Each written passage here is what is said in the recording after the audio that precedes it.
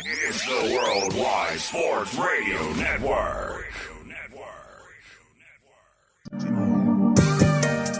Wise guys, wise guys, wise guys, wise guys, wise guys, wise guys, wise guys. These guys know sports. Yeah. These guys know sports. These guys know.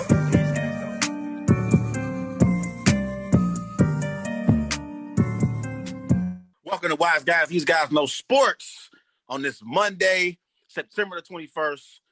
Another day on the Wise Guys show with my co-host, Mr. Clarence Dixon. What's up, Clarence? What's up, Trey, man? How you doing today? Pretty good. Everybody remember going to follow Wise Guys on Twitter at WiseGuys_H. Also on Facebook, Wise Guys. And be sure to follow Wise Guys on Instagram at These Guys Know Sports.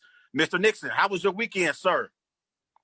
The weekend was fantastic, man. Watched a lot of football games and seen some pretty exciting games that I was excited with. But overall, it was cool. You know, I was in the lab all weekend. You know, putting in work.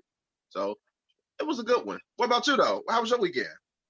It was pretty good. I got to watch me some sports. On Saturday, I watched my college football on Saturday a little bit.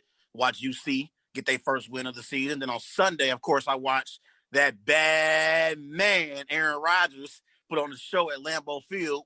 There was no fans in the stands, but guess what?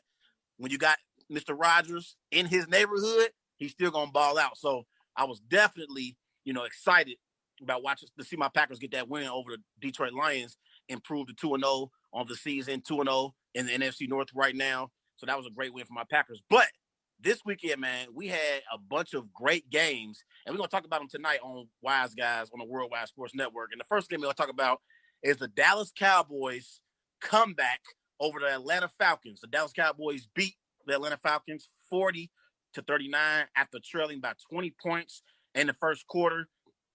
For the Falcons, Matty Ice went 24-36, threw for 273 passing yards, 4 touchdowns.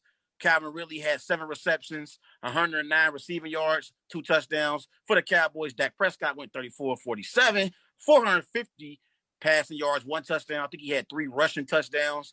CeeDee Lamb, 6 receptions, 106 receiving yards. So, Clarence, as we open up the show today, our first topic is Cowboys, Falcons. Did the Cowboys win this game, or did the Falcons lose this game? That's a good question. But if you have to ask me, I think the Falcons lost this game. They lost this game for the simple fact that they led the first quarter 20-0. And in that first quarter, you had 2 turnovers with 2 fumbles from Dak and Zeke. And you had the momentum shifted on your side. And believe it or not, Matty Ice was on fire in that quarter. They was playing well. They had all the momentum on their side. Dak Prescott and them, they started off slow. But when I was watching the whole game, I see how the Cowboys were fighting back. They was fighting back into the lead, and like every time they got in the red zone, Dak Prescott with 3 rushing touchdowns. I think that was impressive too. I think for your quarterback to be the leader, if he has to score, he has to score. And I think Zeke did a wonderful job last night too, being versatile on both sides, playing both running and catching. And Amari Cooper and CeeDee Lamb, they was combined 206 yards, 12 catches. So over the night, the night was fun and delighted, and it was impressive from Dak Prescott for them to do an amazing comeback. And believe it or not, the onside kick was the key factor. Like when Greg Zuerlein set that kick up, it was phenomenal that they recovered it and was just played out because the Falcons had no idea what to do in that situation. They didn't believe it went 10 yards, and the Cowboys believe they went 10 yards. It was an amazing comeback. But I've been saying this all season long that the Falcons defense needs help. They couldn't get no stop. They couldn't slow down that receiver tackling. They couldn't slow none of that down. And they gave up a few guys time expired. So, yes, I blame the Falcons losing this game because they had a big, strong lead, and then they blew it. Yeah, they did blow it. And the thing is, when I look at the Atlanta Falcons, they were leading at one point in this game 20-0. And then at the half, they was leading 29-10. And then with a little over 5 minutes left in regulation, the Atlanta Falcons was winning by 15 points. I think the score was 39-24. And the odds of the Dallas Cowboys winning this game was very low. And I also believe there was a stat that where when you are leading by double digits and you create 4 turnovers, you are like there's like 440 and no, like teams that create 4 turnovers in a game and they're leading throughout that game. They are 440 and 0 until the Atlanta Falcons showed up yesterday in Big D, because that was a complete meltdown that took place in Dallas yesterday, Clarence. You have a 20-point lead in the first half. Then you have a 15-point lead in the second half. And then at the half, you up 20, it was 29-10. So essentially you up 20 points at halftime. And you give up a lead to the Dallas Cowboys, who are on the verge of falling to 0-2 on the season. And then here's the thing. Matty Ice actually played pretty well in this game. 24-36, 273 passing yards, 4 touchdowns. He played pretty well. Calvin Ridley also contributed 7 receptions, 109 receiving yards, 2 touchdowns. I know Julio Jones, he dropped a touchdown pass. But for the most part, the Atlanta Falcons outplayed the Dallas Cowboys yesterday. But you know what it came down to? It came down to the fact that Dan Quinn cannot coach his team to close the deal in football games, Clarence. And this is something that happened a few years ago in the Super Bowl when the Atlanta Falcons led the New England Patriots 28-3. And Tom Brady led the New England Patriots, from then down 25 after he had just threw a pick 6 in the first half. He leads the New England Patriots back in the second half, and we know the rest of that story. The Atlanta Falcons were ready to celebrate. The entire city of Atlanta was ready to celebrate. I got people calling me from Atlanta telling me to come down and get ready for the celebration. And here Tom Brady is in the second half going crazy. So they melted down in that Super Bowl. You can make a legitimate argument. The Atlanta Falcons haven't been the same since they lost that 28-3 lead to the New England Patriots. And they lost a double-digit lead again in week 2 against the Dallas Cowboys. And then on the last possession of the game, before the Cowboys got the ball back, that onside kick, when those 4 or 5 Atlanta Falcons players let that ball roll. Like, I'm watching the game, Clarence, and I'm thinking, what are you doing? The ball just roll. I'm like, are you going to jump on the football? Apparently, the Atlanta Falcons special team players, they didn't know that they can pick up the ball before it goes 10 yards. The Dallas Cowboys can't. They can't pick up the ball unless it goes 10 yards. But the Atlanta Falcons players, for some reason, they didn't know that they could pick up the football prior to it going 10 yards. So that speaks to coaching. That's what your coach is supposed to tell you before the play. But honestly, as a football player, your football IQ should, come into effect and tell you, let me jump on this ball before it goes 10 yards. Again, Dan Quinn, I don't think he should have been able to get back on the flight, headed back to Atlanta, Clarence. I think the owner for the Atlanta Falcons, Arthur Blank, should have fired Dan Quinn in Dallas. I don't think he should have been allowed to fly back with the team. I think the special teams coach, I don't know who he is, he deserves some blame as well. And over the last few seasons, Dan Quinn has fired a ton of assistant coaches. It's now time for the Atlanta Falcons to fire Dan Quinn and move on from him as head coach, because clearly his team doesn't know how to close the deal when they have these significant leads in these ball games. He's the defensive coordinator too, Trey. So he's calling the defensive plays as well. So it's not looking good. But before we get to that question, though, man, how impressive you was with Dak Prescott's performance? Oh, I was very impressed with Dak Prescott's performance, bringing the Dallas Cowboys back, in this game. He threw 47 times, obviously, because they were down on the scoreboard. They had to put the ball in Dak Prescott's hands, and I think he delivered for the Cowboys. He went 34-47, threw for 450 passing yards. He had 3 rushing touchdowns on the day. And, I talked all season long last year about how Carson Wentz was better than Dak Prescott. Right now, Clarence, I'm here to tell you right now, this ain't the day to be making the argument that Wentz is better than Prescott. Prescott right now is playing better football than Carson Wentz. I think right now, Dak Prescott is the best quarterback in the NFC East, and he is showing why he deserves a contract from Jerry Jones. If I was Dak Prescott in the immediate aftermath of that comeback against the Atlanta Falcons yesterday, I would have took the film from yesterday's game and I would have went up to Jerry Jones and Stephen Jones' office and would have put it right on their desk, Clarence, and I would have said, pay me.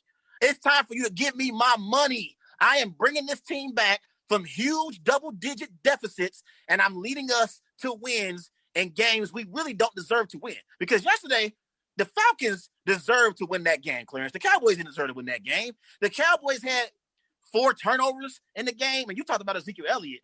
Ezekiel Elliott had, I think, 2 fumbles yesterday, so he didn't play well, in my opinion. He played pretty bad. Honestly, I think the Cowboys won in spite of Zeke yesterday. And you know, in years past, it's always been the Cowboys winning in spite of Dak Prescott. But yesterday was the complete opposite. They won in spite of Zeke. What did Zeke have yesterday? 22 carries, 89 yards. He did have 1 touchdown, but those early turnovers are not something that we are used to seeing from Ezekiel Elliott. And if he wants to creep his way back into being that top 5 running back conversation, he can't have these costly turnovers for the Dallas Cowboys. But real quick, if I'm Dak Prescott, I am walking up to Jerry Jones' office and I am putting this tape on his desk and letting him know, pay me the money. I need my money right now, Jerry. I'm tired of playing games because you paid everyone else. You paid Amari Cooper. You paid Ezekiel Elliott. You paid DeMarcus Lawrence. You paid, you probably end up paying CeeDee Lamb at some point. You've paid Travis Frederick, but I think before he retired. You paid everyone. It's time to pay Dak Prescott his money. Yeah, it's time to pay him his money. And he actually looking like a top 5 quarterback in the NFC, in the whole NFC, though, I will say. And in this situation, you definitely have to pay him. Like, you have to pay him. Like, you have to pay him because for the simple fact he came back with a strong lead. And believe it or not, he has another great game on Sunday that he has to show that he is the franchise quarterback, against Russell Wilson in the Seahawks. So that's for another day of talking. But Dak Prescott, he'll get outplayed in that game. He'll get outplayed by Russell Wilson in that game because we know he's not on Russell Wilson's level. He's not. Don't you start. Don't you start tonight. Don't you start, Clarence. I will say this for Friday because that is a good game. That might be the game of the week. I will save my comments for that on Friday. But for Dak Prescott performance though, Trey, it was amazing. It was something that it gave the Dallas Cowboys a spark in the game. 3 quarterback sneaks and stuff, and he was just getting it done. And I actually disagree with you when you say like Zeke Elliott played bad. I think he started off the game bad, but and him being involved and with the team, yeah, he did a good job. He also had 6 catches for 63 yards. He was like the third, like we was tied with the most catches in the game yesterday. So that was very impressive too. But Dak Prescott though, I think for this season, he want to show the NFL that he can play in this league, and he's one of the best quarterbacks in this league. And believe it or not, he actually playing better than Deshaun Watson this season. So I got him. He's playing well. But Dak Prescott performance is good, and I hope he continue to build that performance on for the season, though. I got a question. You said Ezekiel Elliott played well. How the hell did Ezekiel Elliott play well, and he had 2 costly fumbles? He the reason why the Dallas Cowboys was down in the game. How did he play well to you? If we are judging Ezekiel Elliott according to Ezekiel Elliott standards, Ezekiel Elliott didn't have a good game yesterday against the Atlanta Falcons. I will give him if we was giving him a grade, I would still I would give him a B. Like I would give him a B minus. Only I say I give him a B minus because he was still effective in the game. And believe it or not, he was like 10, 11 yards for 100 yards. But had a game of back-to-back 100-yard season, and plus he added on 6 catches. The fumbles, yeah, that's what hurted them in the beginning, but he still finished out strong. Now, what he needs to be doing is worry about taking care of the football because we don't see 2 fumbles a game. I agree with you though, Trey. We don't see 2 fumbles from Zeke Elliott. That right there, that needs to be fixed going into the next game against Seattle. Right. Yeah, you got to fix that. You got to fix it. But like I said, you can make a legitimate argument though that the Cowboys, because they're in the NFC East, this wasn't even a must-win for the Cowboys because I think the NFC East is probably the worst division in pro football this year. When you agree, like the Eagles are struggling, they 0-2 on the season. Carson Wentz looked pathetic. The Washington football team, they got beat down yesterday by Kyler Murray and the Arizona Cardinals, so they 1-1 the season. But I don't see them even being a 500 football team this year. they'll be picking top 5 in the NFL draft this year. And then when you look at the New York Football Giants, they just lost Saquon Barkley for the season. I don't see the Giants, making a push to be at the top of the NFC East. So I think the Cowboys are in pretty good shape right now. And you can make a legitimate argument that yesterday wasn't even a must win because that division is terrible. Whoever wins that division probably can win that division going 7-9 or 8-8 this year. That's how bad that NFC East is right now. I actually believe Washington football team is like the second best team in the division for the simple fact they have like one of the best D lines, one of the top D lines in the NFL. Like I like Chase Young. He's actually second in sacks for this season already, and he's been making immediately impact on the defensive side for him.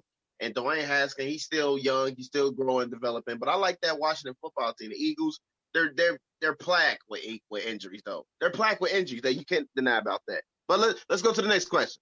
Should the Falcons fire Dan Quinn, Trey? Yes, I just told you. I said I don't believe that Dan Quinn. Yes, I don't think Dan Quinn should have been allowed to fly back to Atlanta. I think they should have fired him in Dallas. And trust me, Dallas, there are plenty of festivities to do. It is a great city, Clarence. He would have been able to find something to do in the city of Dallas. And I think he should have found his own way back to Atlanta because I think so far he just hasn't really coached the Falcons the proper way when they have these leads in the second half. I know for his coaching record, he's 43-39, so he's won 52% of his games as head coach for the Atlanta Falcons, and he's obviously led the Falcons to a Super Bowl appearance. But you can make a legitimate argument that the Falcons got to the Super Bowl that year because Matt Ryan, had an MVP season, and they also had Kyle Shanahan on that coaching staff as well, Clarence. So Kyle Shanahan was a big part of the reason why the Atlanta Falcons offense was ran the way it was ran and how efficient they were. I think Dan Quinn should be fired by Arthur Blank, who was the owner for the Atlanta Falcons. Again, when you blow double-digit leads in the second half, that is coaching. And when you have players watching the football on an onside kick, roll and roll and roll, and I'm thinking like, what the hell is going on here? That is coaching, and I believe that Dan Quinn has to answer for the reason why his team came up short yesterday, losing that double-digit lead. I think you have to put the blame somewhere. I think Matty Ice is still a quarterback you can win games with. I still think Julio Jones is a top 5 receiver, when healthy. I also believe that defense, they have some talented pieces as well. Someone has to, get the blame here. I think it needs to be on Dan Quinn.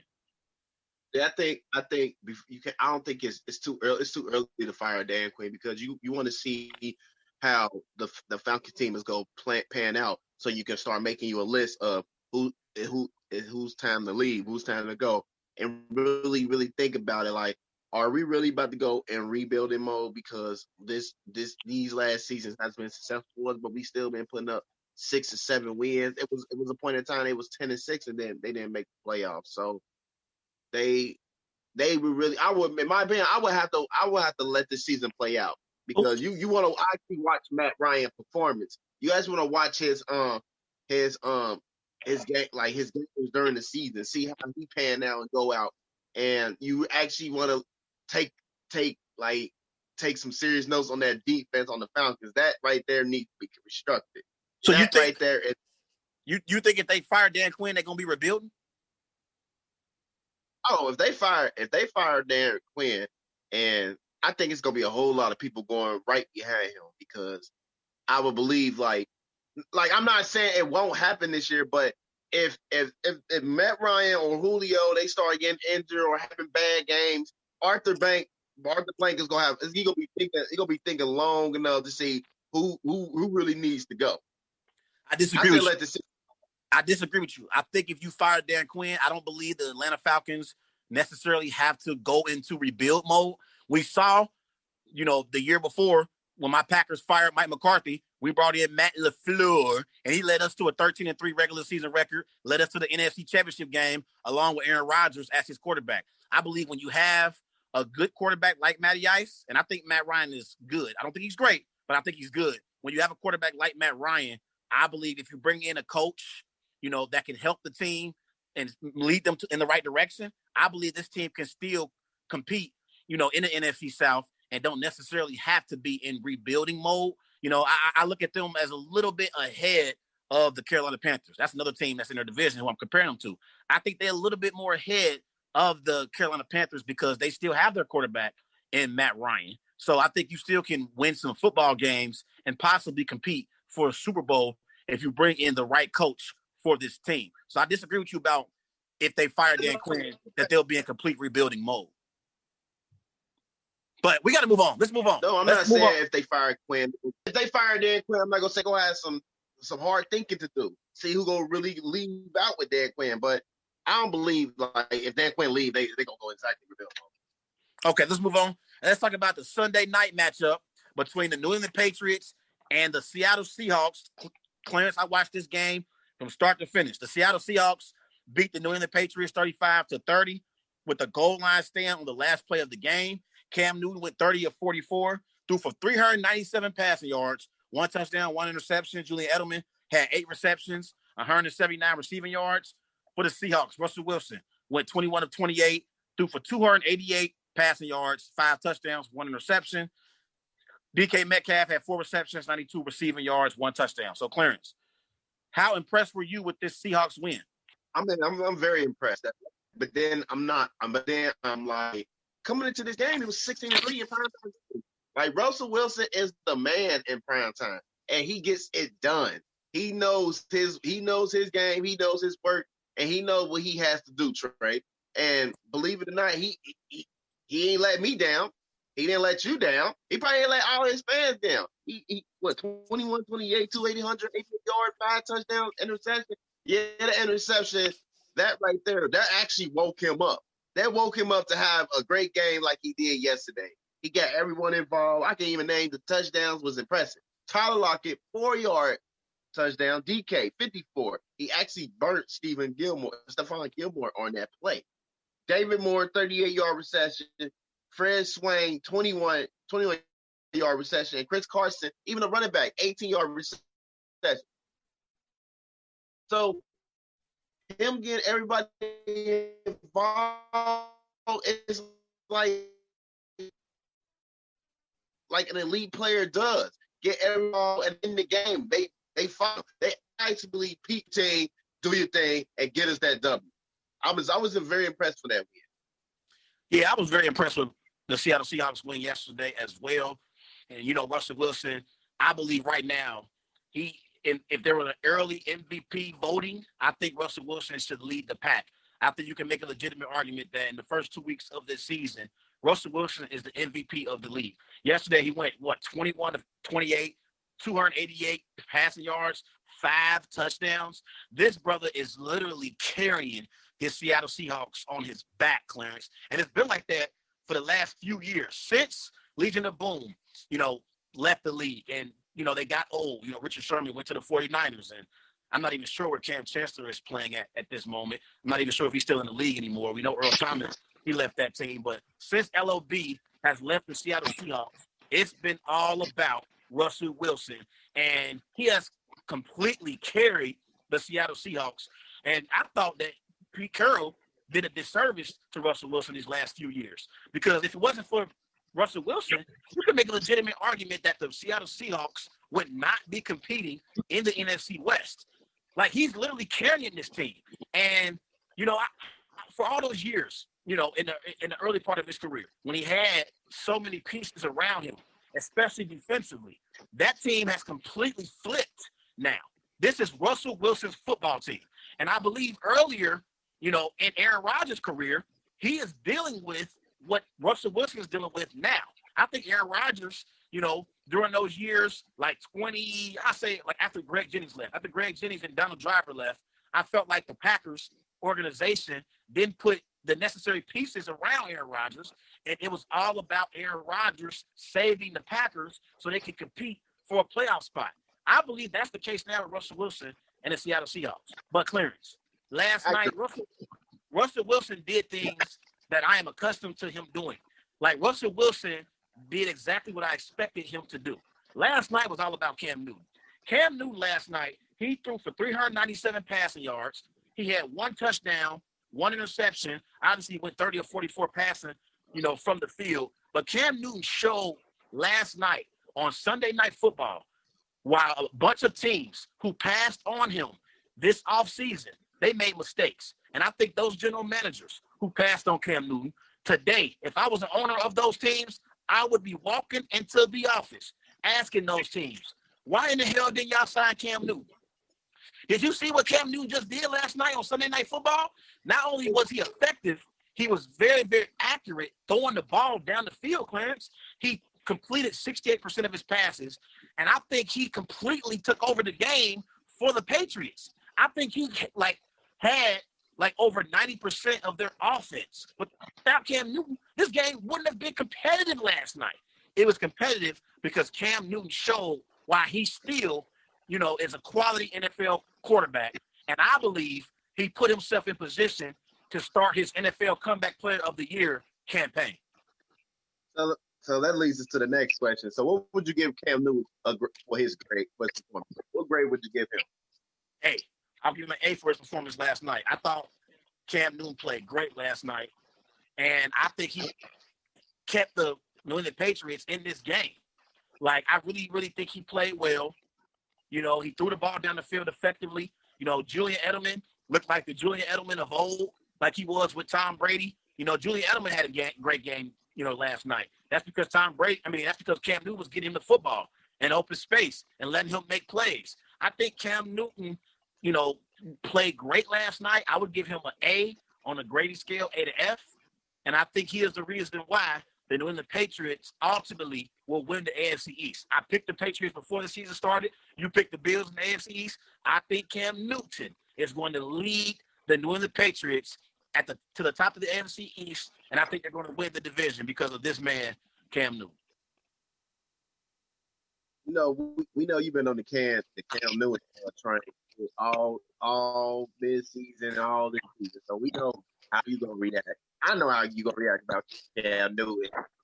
And believe it or not, the team that passed on him is actually 2-0 in the NFL as well, and that's the Chicago Bears. But let's see how long that lasts. Yeah, see how that long. Keep it processing all of them, but the grade I gave Cam Newton was a B+. I gave him a B+, but here's my reason. One, actually, I'm gonna call it good. He led his team in rushing. He led his team in rushing for his team in yards and touchdowns. He almost threw 400 passing yards. That was impressive. 397 was impressive as well. Don't get me wrong. That right there, that made me like, wow, Cam is healthy. He's playing like his old self again. And he kept the game close. He actually kept them in the game. Russell Wilson was on a tearing spree. Cam Newton found ways to score and keep them in the game. Even if he had to give up a field goal or he ran for a couple. He kept them in the game so they could have another shot to win. But the reason I gave him a B+ is the simple fact that he got stopped at the 1-yard line. That right there was crucial at the moment. And when you're 6'5", 250 pounds, you can shoulder your way into that.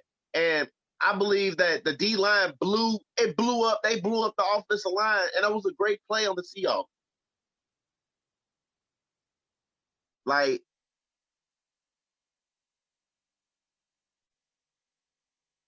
I can't hear you. Oh, my bad. I was going to say, my bad. Can you hear me? Yeah, I can hear you. I was going to say, that's not fair. That's not fair. That wasn't on Cam Newton. I disagree with you about that. I think I don't want him though, but I'm not saying it's Cam's fault that he couldn't get in, but we seen Cam do those plays all his career.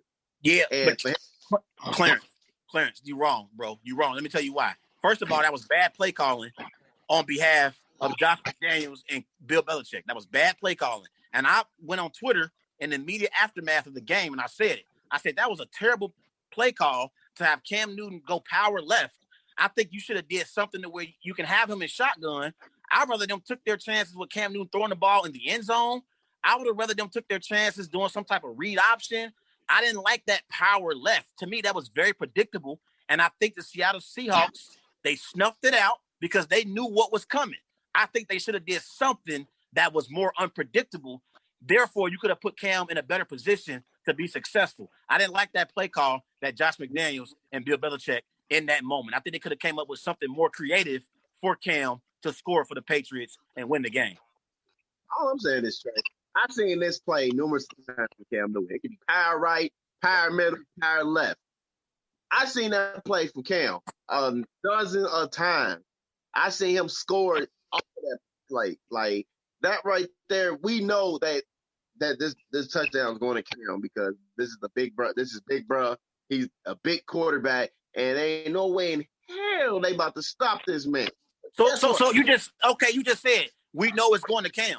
Don't you think the Seattle Seahawks defense knew it was going to Cam? That's why they stopped Cam. That's why the Patriots lost the game. Numerous of teams that played against Cam and they was in that same position. They knew the touchdown was going to Cam as well. And what you just seen was the Seahawks defense stopped them. They had a great stop, Trey. They had a great stop. Like, you just had to mention So that. if they had a great stop, why did you blame Cam for them not scoring on that last play? Just give the Seattle Seahawks credit. That's what I'm saying. Yeah, they did a great stop. They did a great stop. I don't think, like, in my opinion, I don't think it was like a bad play call. I think it was a hit and miss call, like a hit or miss. Like, can we, like, you taking a risk at this moment because he already been running the ball all game. He already had 2 rushing touchdowns, so I know they was tired of him running the ball all over them and them read options and power plays. So the Seahawks, they had to make a play. And I think L.J. Collier that wrapped them up. I thought Jamal Adams made the tackle, but he was just disrupted. But I don't think it was a bad play on Cam's side. It was just good defense on the Seahawks side. That's what I'm saying. Okay, now you clarified it up. See, I think it was bad play calling by Josh McDaniels and Bill Belichick. But, it is what it is. I think the Patriots should have did a better job in being more creative on that last play. I think you could have put Cam in a better, situation to be successful and come through for your team, and get the win. Because I think last night, as great as Russell Wilson played, I think we are starting to become, spoiled by Russell Wilson. So sometimes we can take Russell Wilson's great performances for granted. I watched that game last night, and I felt like, damn, Cam is officially back. Cam is going to win NFL Comeback Player of the Year. And I know we talked about that on last week's show. We both said Cam Newton will win NFL Comeback Player of the Year. I know Big Ben is 2-0 right now with the Pittsburgh Steelers, and they are right there with the Baltimore Ravens in the AFC North. I know Rob Gronkowski at some point is going to get into a rhythm with Tom Brady and that Buccaneers offense. And I know some of these players who are trying to get Comeback Player of the Year are going to make a run, but I just think Cam Newton being in the situation that he is in New England, leading this team, and now that the offense is built around his skill set, I think Bill Belichick and Josh McDaniels are going to put Cam Newton in a position to be successful the remainder of the season. Therefore, I believe the New England Patriots will win the AFC East. Yeah, I disagree with you about that, man. I still think the Buffalo Bills is going to win there. They look like a good team against the Dolphins yesterday. They had a lot of questionable plays, but on the defense. But I think Buffalo is in the driver's seat when we talking about this AFC East, man. Let's move on. Let's talk about some basketball. Let's switch gears and talk about the NBA Western Conference Finals. The Lake Show, get it done. The Lakers beat the Denver Nuggets 105-103 after Anthony Davis game-winning shot at the buzzer.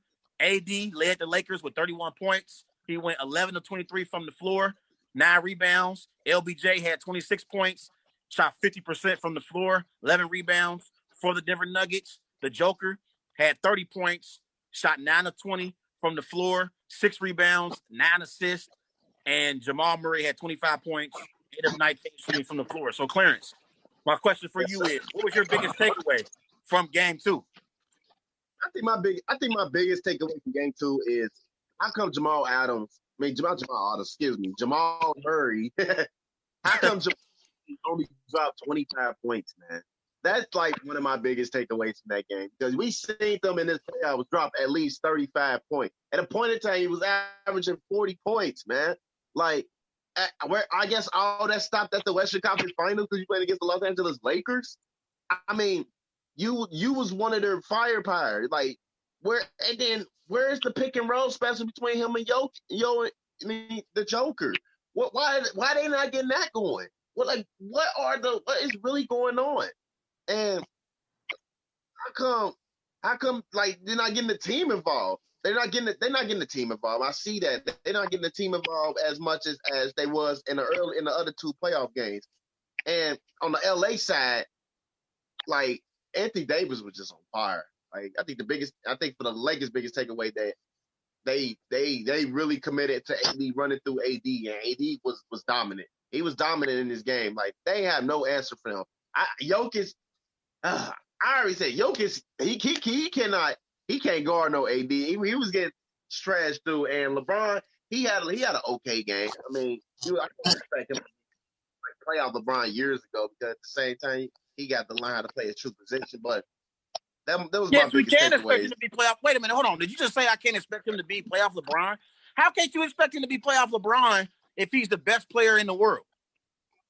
They're playing through Anthony Davis, and LeBron's starting to realize that he can't, like, he don't have to score all the points. He don't have to score all the points. He have another superstar right next to him that can do all the scoring. As long as he's balancing out the team, the Lakers team is fine. They're dominant as it is.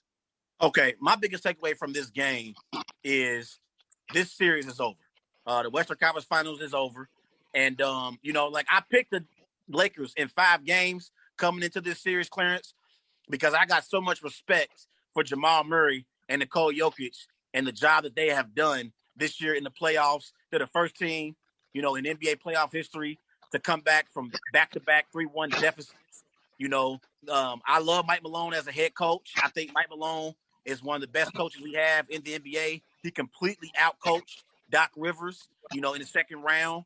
And I think they have a nice young team that will win a championship, in future seasons to come at some point. I love Paul Millsap as a veteran leader on this team. I like Michael Porter Jr. as a scorer for this team moving forward. He can put the ball in the basket. And if he stays healthy, I think he can be a possible all-star at some point. I like the Denver Nuggets as a squad, but this series is over because last night when you watched the game, they shot a better field goal percentage than the Lakers. They had more points in the paint than the Lakers. They also had, they shot 7 more free throws than the Lakers last night. And they still lost the game. And the Lakers had 24 turnovers, and the Nuggets only had 21 turnovers. So statistically, the Nuggets actually won some important stats in this game, and they still lost game 2. Therefore, I believe this series is over. I think the Los Angeles Lakers are going to sweep the Denver Nuggets. It's going to be a clean 4-game sweep, Clarence, not a gentleman's sweep. It's going to be over in 4 games. The Denver Nuggets had a great season. This season will be a building block for them for future seasons to come. But their run has come to an end because LeBron James and Anthony Davis, they smell blood now. The Nuggets had a chance to steal game 2 last night. And that defensive breakdown on that last possession of the game, when Anthony Davis got that open 3-point shot, that cost the Nuggets a chance to at least win 1 game in this series. I think this series is over. And I think the Lakers will win this series in 4 games, 4-0. Please. Done deal. I'm just say this too. I ain't got too much to say about this series because it's like LeBron James and AD, they're in their bag. And if you can look on their faces, like they're comfortable. They know like this series is over, but good fight, Denver. And I think real quick, Lance, I think that's part of the reason why the Lakers got so careless in the second half and they let the Nuggets back in the game. I think they got lackadaisical, and I think they know what we know, that we are in control of this series. They got respect for the Denver Nuggets. Make no mistake about it. LeBron talked about that before the series. They respect the Denver Nuggets, but they know that they are a tailor-made matchup for the Denver Nuggets. Like, I think the Denver Nuggets, their kryptonite is the Lakers. I think they can beat a team like the Clippers, but they can't handle the Lakers because the Lakers, they have the bigs that they can throw towards the Joker. You got Dwight Howard. You got JaVale McGee. You got Anthony Davis. So defensively, they can make it tough on Nikola Jokic to score the basketball and curate opportunities for others. I think that's why the Lakers know they have the control in this series.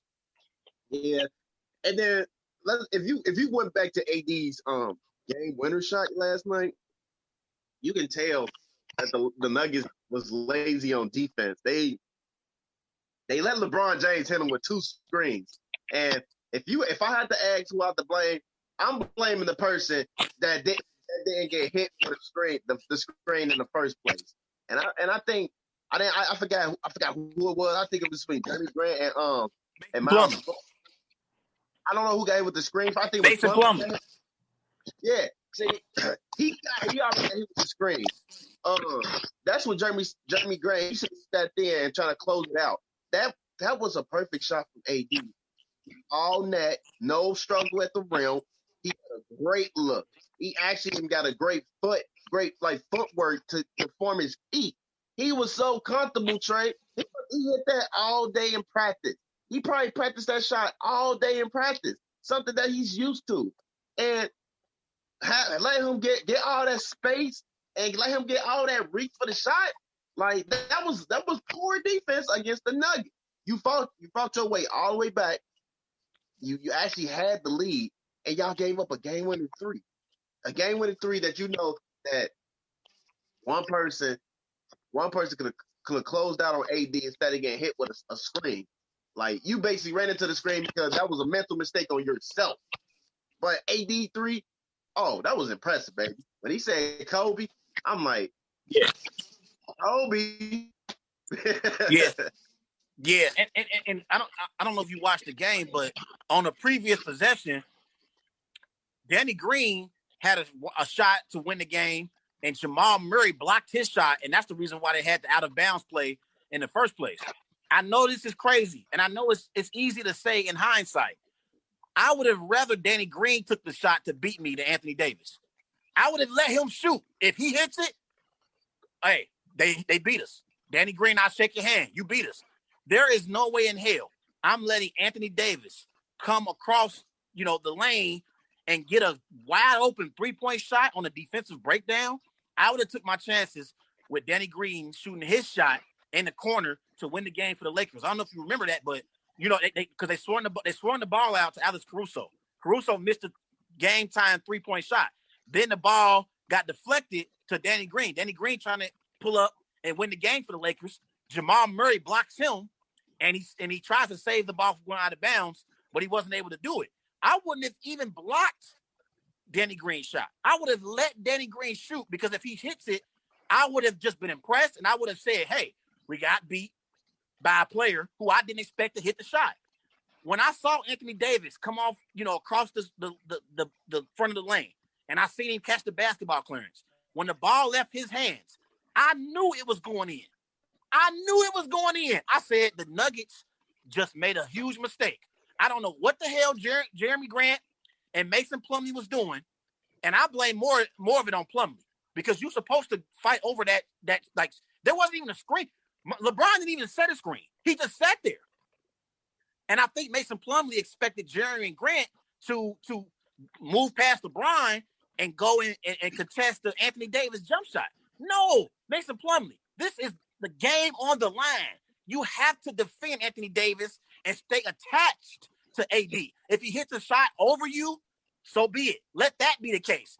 Because the defensive breakdown was so bad, Nikola Jokic, he was guarding the inbound pass from Rondo. He had to come off the inbound pass and try to get a hand up in Anthony Davis' face. No chance in hell of that happening. Anthony Davis knocks down the game winner for the Lakers. And in my opinion, he ended the Western Conference Finals because the Denver Nuggets, they won't come back from this 0-2 hole. And I think they're going to lose this series in 4 games. But they had a great season this year, Clarence, and I think they have a bright future moving forward. So I want to ask you this. I know it's petty. Who wins Game 3 tomorrow? Hey, man, listen, man. I'm not going to sit on here and continue to disrespect the Denver Nuggets because I got a lot of respect for the Nuggets. I got a lot of respect for – well, you know what? The Denver Nuggets actually will be, quote-unquote, the home team, right? They'll be the home team tomorrow night, in Game 3. like that, Matthew. Yeah. You know the Lakers gonna win Game 3 tomorrow night, man. I'm not even gonna talk about that no more. We're gonna move on to some football. You know who's gonna win Game 3. Let's move on, man. Let's talk about my quarterback, Aaron Rodgers, Mr. Rodgers' neighborhood. Green Bay Packers. Oh, They Lord. beat the Detroit Lions 42-21, and they improved to 2-0 on the season. Matthew Stafford went 20 of 33. He had 244 passing yards, 2 touchdowns, 1 interception. Aaron Rodgers went 18 of 30, threw for 240 passing yards, 2 touchdowns. Aaron Jones had 18 carries, 168 rushing yards, and 2 touchdowns. So, you know, this question is for me. Go ahead. Take over. Go ahead. You got it. I ain't gonna lie. I was looking at this topic and I'm like, damn, Trey, this is a good topic to talk about because I do want to get into these topics. But hey, I want to ask you: the Green Bay Packers is 2-0 in the season so far. They're actually 2-0 in their division, and they're the league leaders, and they're one of the best teams in the NFC. So how you feel about them so far, Trey? Well, I'm very impressed. How impressed you are? I'm very impressed with the job that Aaron Rodgers has done leading this Packers offense. And you can tell that Aaron Rodgers, being in his second year in this Matt LaFleur offense, Clarence, Aaron Rodgers is comfortable now. And I think this is trouble for the rest of the NFL because, you know, in week 1, going up against the Minnesota Vikings, we put up 43 points. And now in week 2, we put up 42 points against the Detroit Lions. And actually, we got off to a slow start, you know, in the first quarter. In the first quarter, we only had 3 points. So we got off to a slow start. But in the second quarter, Aaron Rodgers had it going, scoring 14 points, you know, in the second quarter. And then in the third quarter, we had a pick 6. So, you know, I think he had like 1 touchdown. But overall, Aaron Rodgers has done a great job leading this Packers offense. And he had, 26 first downs in yesterday's matchup against the Lions, 26 first downs, 13 passing first downs. He had 9 rushing first downs, which means that we are a balanced football team now. It ain't just all about Aaron Rodgers throwing the ball all over the yard. Aaron Jones is also contributing. Yesterday, he had 18 carries for 168, you know, rushing yards, 2 touchdowns on the afternoon. And we had 488 total yards of offense. So I'm definitely excited about the direction the Packers offense is heading. And yesterday, it wasn't even all about Davante Adams. Like yesterday, we got some nice contributions from other players on our offense. Yesterday, where did everybody else go yesterday? I'm looking at these numbers. MVS, he had 64 receiving yards. You know, he ain't have a touchdown, but he had 64 receiving yards. Allen Lazard, he had 45 receiving yards. Aaron Jones had 4 receptions himself for 68 receiving yards and 1 touchdown. So I think right now, say it again. Aaron Jones, bro, he actually balanced that team now. Dude is like a beast, bro. He is a beast, and he's one of the best pass catchers out of the backfield as far as running backs in the NFL. He's one of the best. So I'm very impressed with the Packers offense, and I think Aaron Rodgers is comfortable in this system, and I think Aaron Rodgers is going to be an NFL MVP candidate this entire season. I ain't gonna lie to you. Aaron Rodgers is playing lights out. Yeah. Aaron Jones is playing like he's the best running back in the league. Like, believe it or not, he been carrying on the success from last season. He had like the similar stat against the Cowboys. I remember that game last year. He was telling them bye-bye when he was scoring. Like, he basically was saying that too yesterday. Bye-bye. I ain't gonna lie, Trey. I'm a big fan of your running back, Aaron Jones. I like the way he's so versatile. He's versatile. He can run the ball, and he can catch out the backfield. And he can line up as a receiver, a tight end, fullback, whatever. He's so effective to that team. Like, he helps that team be balanced. And that pick 6 was impressive. I will admit to your team, that pick 6 was impressive because the Lions, there ain't no way in hell Matt Stafford should be throwing no crazy passes like that.